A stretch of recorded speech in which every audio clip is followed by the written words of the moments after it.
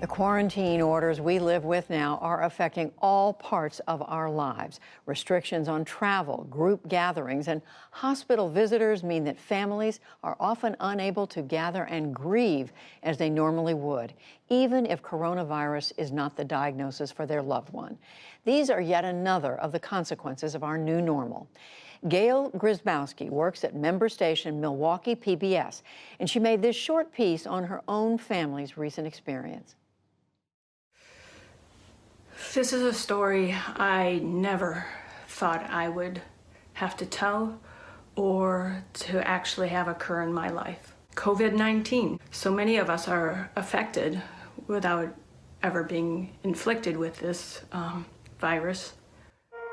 I'm normally behind the scenes of the camera doing audio for Milwaukee PBS, and now uncomfortably I'm in front of the camera telling my family story. I live in Wisconsin, my sisters live in Florida, and my parents live in Colorado Springs. I was notified that my father of 89 years old in Colorado had fallen in the house and broke his hip.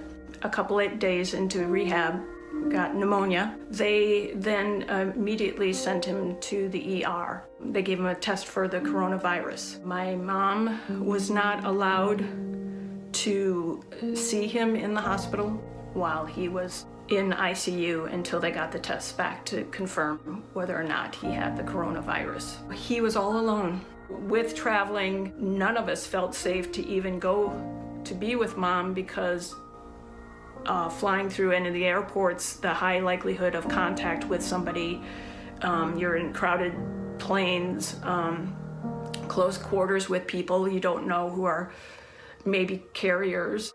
He stayed in the ICU for another 4 days. They did allow my mom to actually come into the room as long as she had all of the protective gear on. At that point, my dad actually started perking up. It took 7 days for the results to come back from the coronavirus test. They did come back negative. Early Sunday morning, the 22nd, we got a call from the hospital. They were trying to get a hold of my mom in Colorado. My father was not breathing well. Antibiotics weren't working, nothing was working. He was maybe down to 113 pounds. Dad was at such a frail point, not breathing well. They had moved my dad to ICU. We were able to do a video chat between my two sisters in Florida, me in Milwaukee, and my mom at the hospital. With the hard decision of talking to my mom, knowing that this was not going to improve. It was time to say goodbye. And my mom was there all by herself. Meaning, the family really wasn't there. Nobody was there to hold her hand.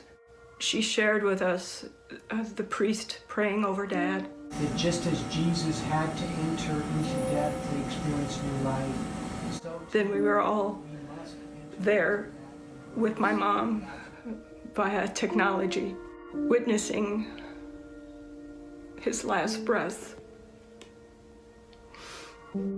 As we all thanked my dad for being the human being that he was, and telling him how much we loved him.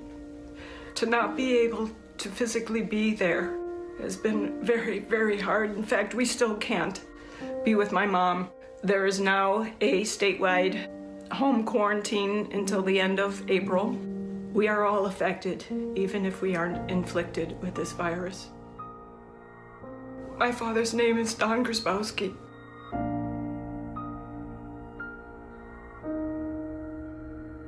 Loved and adored.